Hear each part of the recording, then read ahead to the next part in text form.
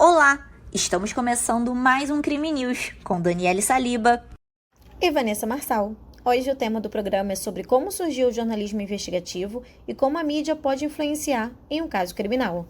Teremos também a participação do jornalista Gabriel Lima, que participou de toda a cobertura dos crimes cometidos por Lázaro Barbosa. Antes de falarmos sobre os crimes cometidos pelo serial killer, é preciso entender como surgiu o jornalismo investigativo e como é importante ter cautela antes de divulgar qualquer notícia. Começou a surgir no Brasil no período da ditadura em 1964, mas existem relatos que a existência deste gênero jornalístico também se manifestou em outras épocas. Em 1964 e 1973, os jornalistas norte-americanos que eram contra o governo deixavam sua posição contrária em matérias publicadas sobre a conduta dos políticos. Muitas dessas matérias chegaram ao público por meio das revistas Life e Look. Um dos marcos para a contribuição do jornalismo investigativo é o caso Watergate, que ocorreu em 1972.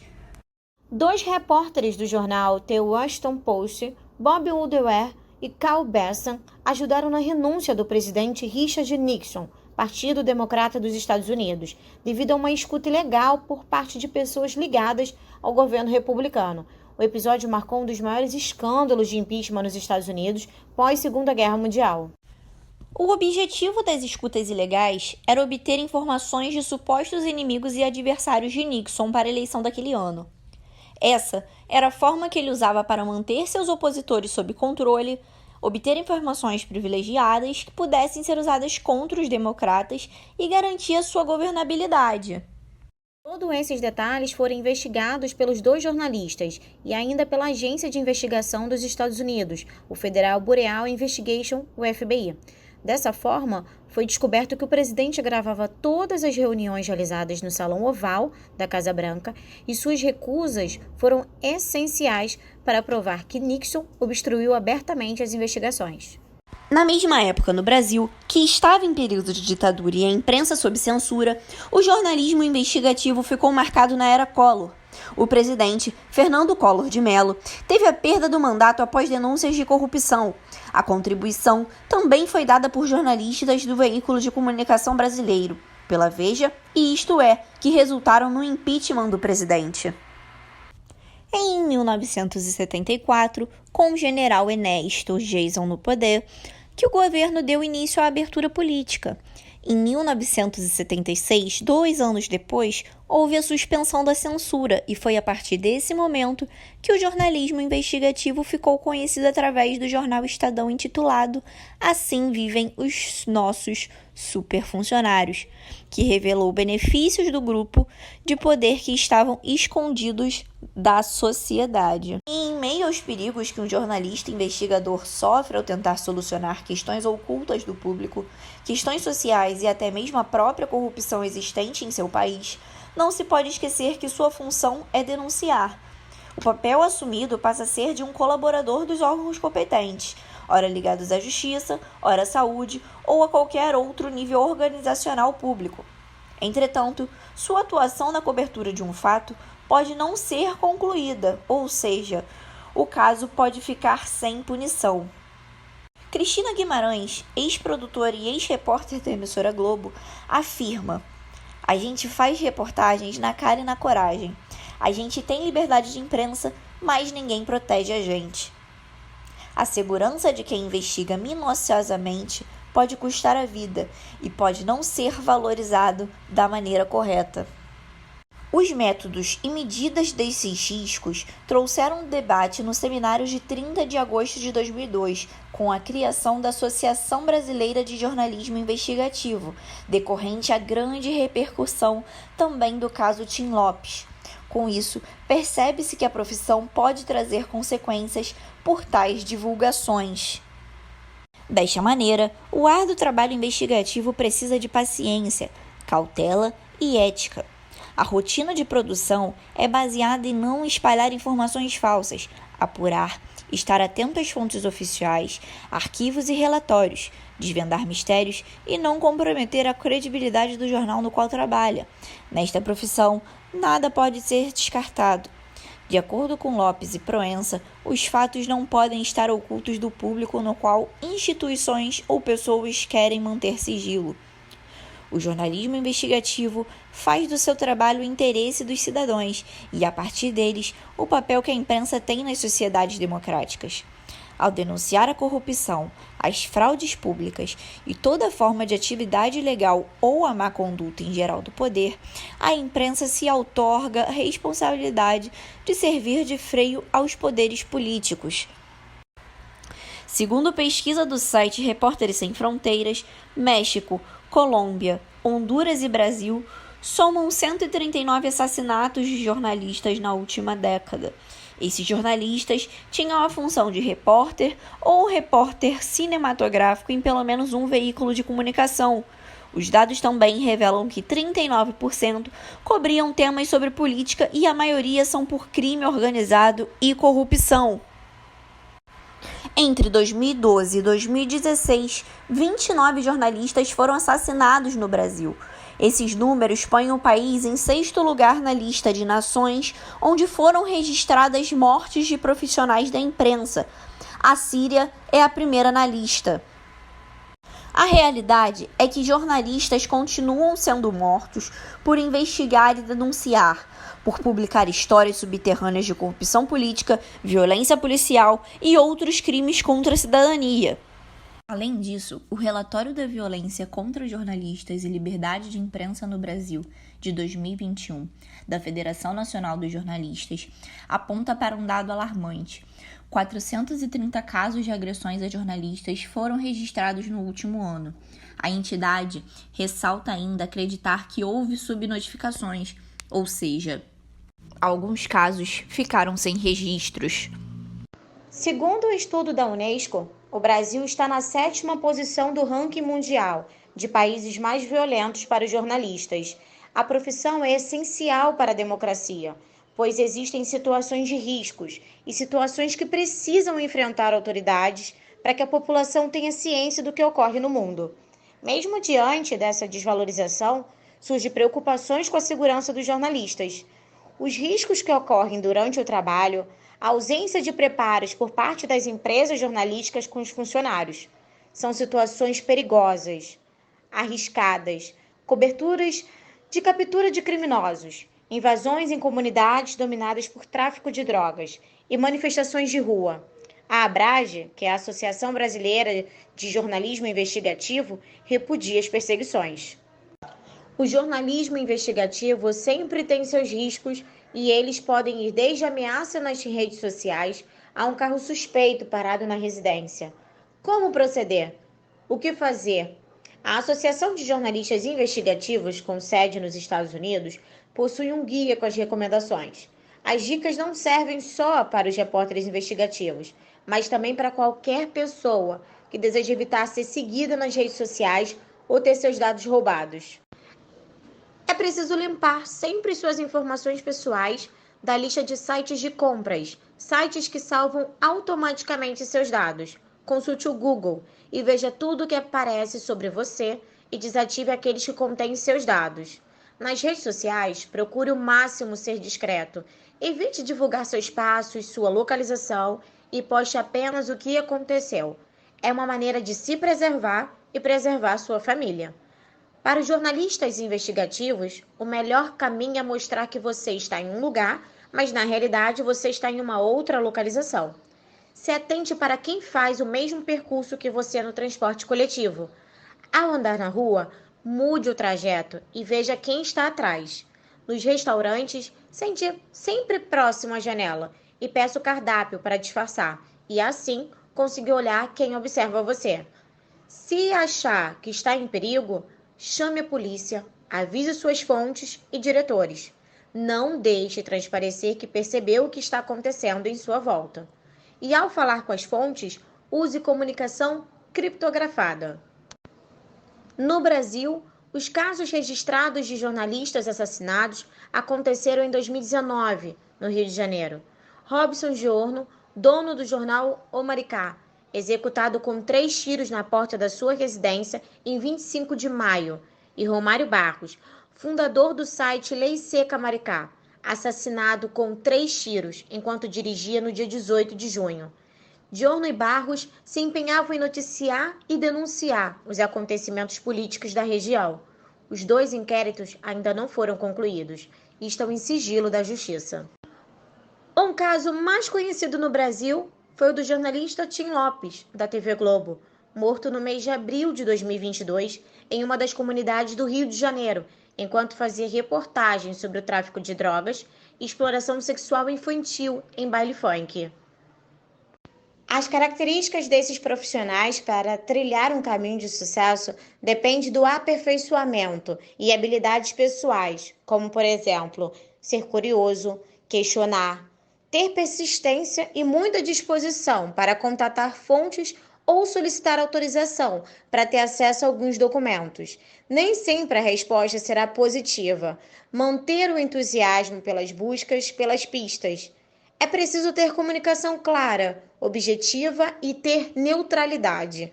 Precisa saber lidar com diferentes fontes e tenha uma leitura do que irá investigar. Ser imparcial, pois você não pode deixar levar por nenhum lado da história. Estudar o caso e rever todos os passos para que nada passe despercebido. Aprender outros idiomas faz sim a diferença e pode ajudar em diversos trabalhos. Mesmo diante de todas as dificuldades e riscos, o melhor do jornalismo é informar as pessoas, é contribuir com temas de interesse público. Imaginem viver em um país sem liberdade de imprensa, de expressão, um país de censura. Todo dia é dia de combater a corrupção, de ir atrás da verdade e do outro lado da história. Hoje, com a velocidade da notícia, tudo ficou mais corrido e muitas vezes chega a prejudicar a qualidade da apuração e checagem dos fatos. Nas redes sociais, notamos a reprodução de conteúdos jornalísticos feitos por não jornalistas. As informações são passadas e não respeita os critérios de noticiabilidade, que é uma das qualidades da profissão. As redações dos jornais cobram dos profissionais a produção de matérias, obriga a acelerar e pular etapas de um processo de apuração. O papel do jornalista sempre será de investigar, apurar e trazer a verdade à tona para a sociedade. Isso é responsabilidade. Vale a pena ser jornalista. E o primeiro episódio do nosso podcast Crime News se encerra por aqui. No próximo episódio, teremos a participação do jornalista Gabriel Lima, que vai nos contar detalhes do caso Lázaro Barbosa. Obrigada! Olá! Estamos começando mais um podcast Crime News. E no episódio de hoje, teremos uma investigação de repercussão midiática por conta de sua violência e demora policial na captura do assassino. Trata-se da cobertura jornalística sobre Lázaro Barbosa de Souza, que ganhou notoriedade após matar 4 pessoas de uma mesma família em Ceilândia, Distrito Federal. Enquanto a investigação ocorria, a internet recebia notícias em tempo real sobre os possíveis passos do assassino em série que assombrou o interior do estado.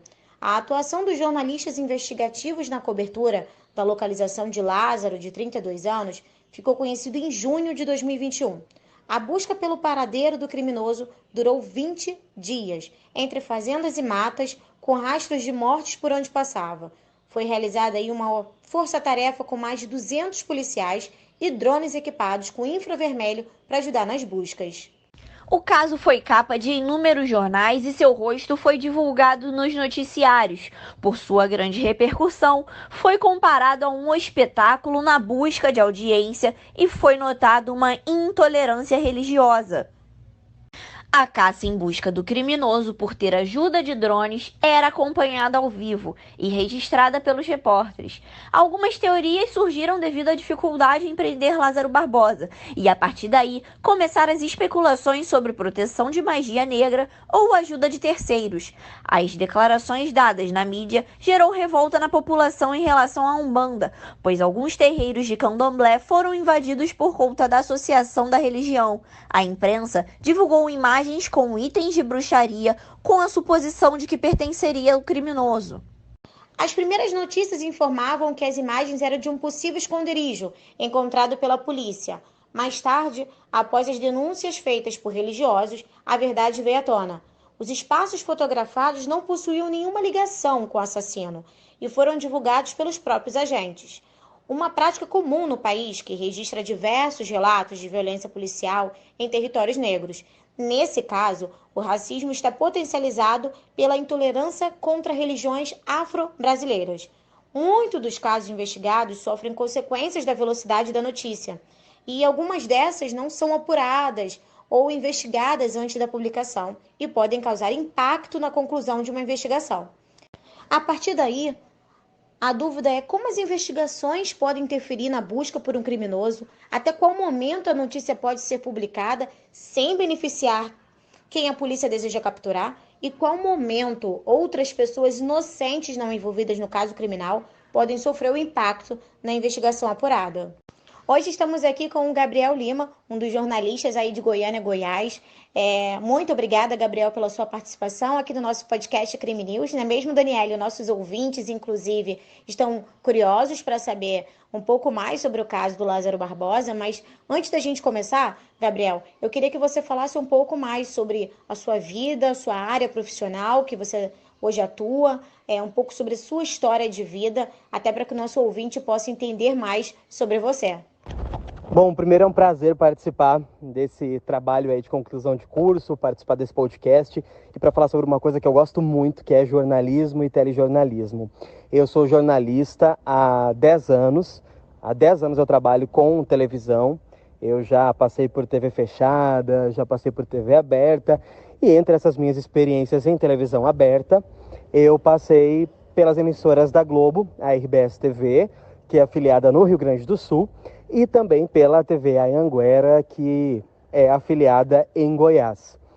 Eu fui repórter, produtor, repórter de rede, repórter local, apresentador, editor, passei por todas as funções, uma delas, aí uma das mais marcantes para mim foi ser repórter aí da cobertura da morte da Marília Mendonça, com participação no Jornal Nacional, e entre essas minhas coberturas marcantes, junto com a da Marília, tá a do Lázaro Barbosa, que eu acompanhei de perto os primeiros dias na redação, dando força para os meus colegas.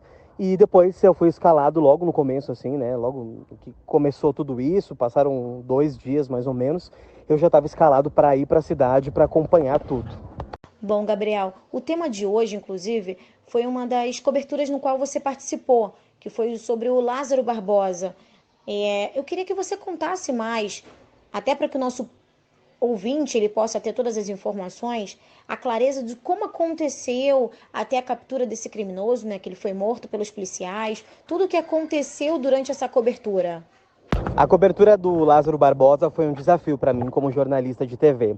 Apesar de eu já ter 10 anos, né, de comunicação, tá todo dia no vídeo, em televisão é assim, né? Surgem esses casos com grande repercussão e a gente se desafia 360 graus, sabe? A gente tem que dar uma volta por completo em tudo que a gente sabe para poder se desafiar, fazer diferente, principalmente para chamar a atenção da nossa emissora para o nosso trabalho, porque quando eu fui escalado, já tinham lá na cidade outros 6 colegas meus da Anhanguera.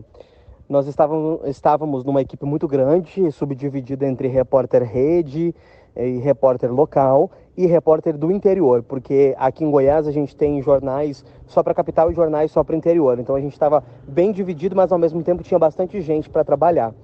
Eu, com os meus 27 anos, não imaginava passar por isso na minha vida. A cobertura foi desafiadora ao extremo. Alguns pontos. Primeiro, pela carga horária. A gente trabalhava muito.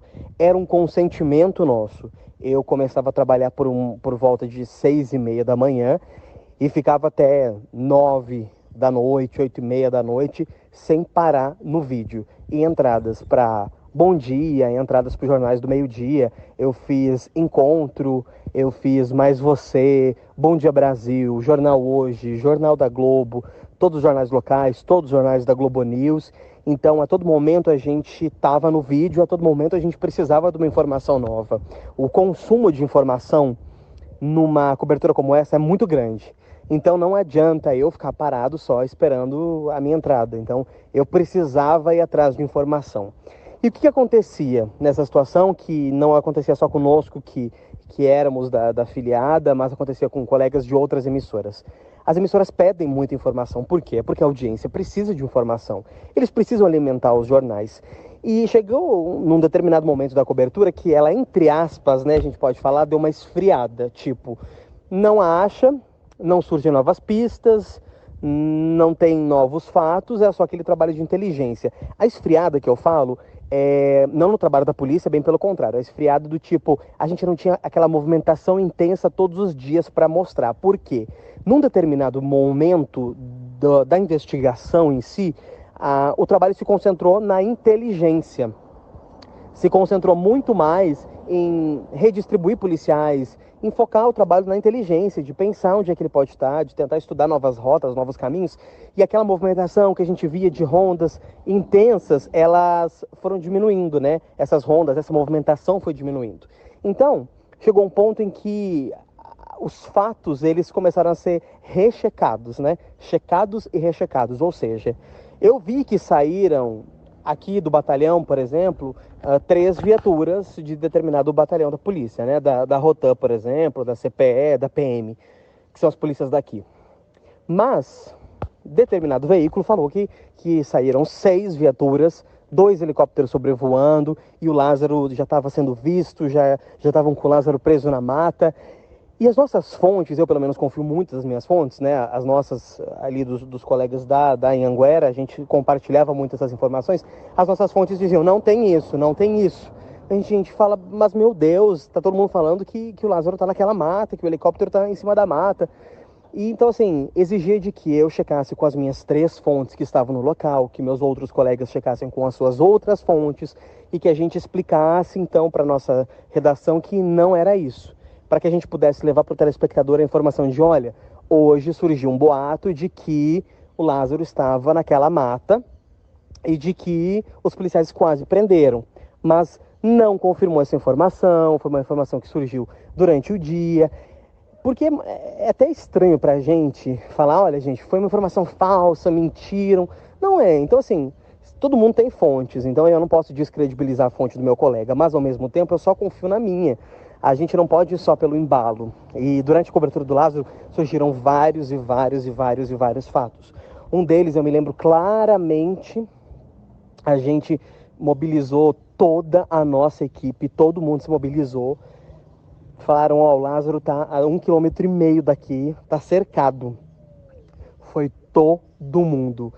2 helicópteros, muita gente. E acabou que ele não foi encontrado naquele momento. E logo depois disso, a Secretaria de Segurança Pública evitou alguns comentários, porque quanto mais se falava da investigação, ou quanto mais detalhes eram passados, mais poderia comprometer a investigação, né? Então a Secretaria chegou no momento que ela começou a diminuir o volume de informações, porque podia ser que o Lázaro estava acompanhando, né? Podia ser que alguém estava ajudando o Lázaro. E naquele dia não teve nenhum resultado tipo, olha, a gente não encontrou, a gente não viu, ou a gente... Então, aquele dia a gente também teve um esforço coletivo de mobilizar todas as nossas fontes para ter certeza. O que vocês estão fazendo aí? É pista? É nova vítima? É ele? Então, chegou um momento da investigação em que a inteligência da polícia precisou se fechar para a imprensa, com toda e justa razão, para que a gente não divulgasse informações além do que poderia. Porque a grande dúvida, né, dos policiais, que foi se confirmar lá no final, era que o Lázaro estava tendo acesso a essas informações. Estava tendo acesso de quando a gente, por exemplo, às 6 da manhã falava, ó, hoje a rota da polícia vai ser por tal distrito e lá eles vão andar tantos quilômetros. Então ele sabia que ele não poderia passar por lá. Então essas informações foram sendo fechadas para a gente e, ao mesmo tempo, o sensacionalismo de algumas outras partes acabou tomando conta. E teve, sim, sensacionalismo, né? Teve, sim, momentos em que, em vez de 2, eram 4 viaturas, e são visões diferentes, né? Às vezes, eu não estou falando, por exemplo, que fulano mentiu, ciclano enganou. Às vezes, a fonte daquele colega, daquele jornalista, disse que a equipe dele mobilizou 4 viaturas. Mas não significa que as 4 necessariamente estavam na mesma rota, estavam no mesmo local, estavam na mesma direção, estavam no mesmo distrito, entendeu? Então a gente tinha esse cuidado, eu tinha esse cuidado de checar muitas vezes e ligar e entrar no batalhão quando a gente tinha essa oportunidade para ter certeza do que estava acontecendo. Por quê? A gente tinha cobrança, obviamente, da redação. A redação nos dizia, ó, a concorrência está falando isso, a concorrência está falando isso, cadê? E a gente precisava também dizer para o telespectador, olha, fica no meu jornal, eu vou te contar no meu jornal o que aconteceu, não vai para o outro. Por quê? Você, quando é jornalista de alguma emissora, você tem que defender a sua emissora. Então, eu preciso defender o meu jornal. Eu preciso que o meu jornal tenha audiência. Então, e eu preciso ter argumentos suficientes, porque lá nós tínhamos praticamente todas, eu não vou dizer todas que eu posso esquecer de alguma, mas praticamente todas as emissoras de televisão e rádio.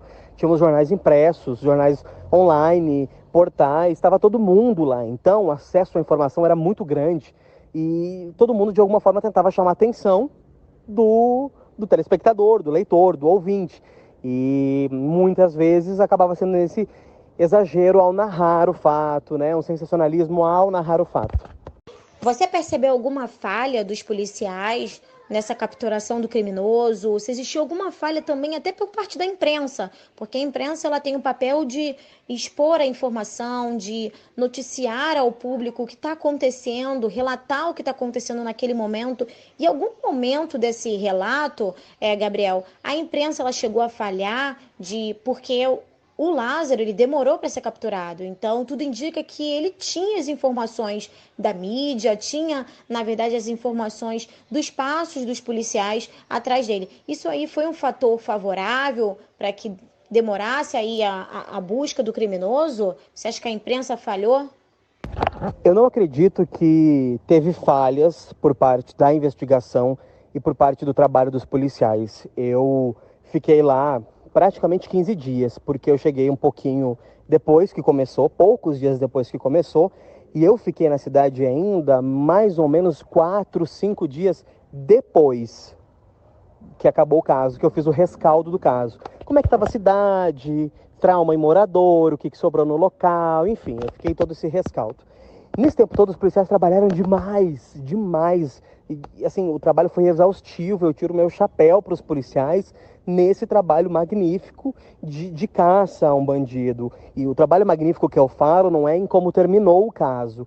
O trabalho que eu falo é na busca, de tipo, andar no mato, andar na água, subir em árvore, fazer busca 2, 3, 4 da manhã, abaixo de chuva, de sol quente, a amplitude térmica nossa lá era imensa. A gente começava o dia com 18 graus, à tarde chegava em 40, batia 40 graus, à noite chegava a 9, 6, 2 graus no meio da mata. Então, esses policiais foram guerreiros, eu não acredito que houve falha, que houve problema na investigação e também na execução do trabalho de forma nenhuma.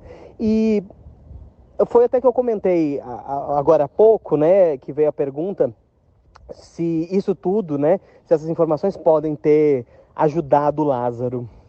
Eu acredito que se ajudou muito no começo, porque uma grande parte, eu digo tipo 80% da investigação ficou muito fechada pra gente, muito fechada mesmo, que era aquele momento em que os policiais não podiam ficar compartilhando tanta informação e que a gente tinha que buscar as nossas fontes. Não significa que as fontes sempre vão falar tudo, né?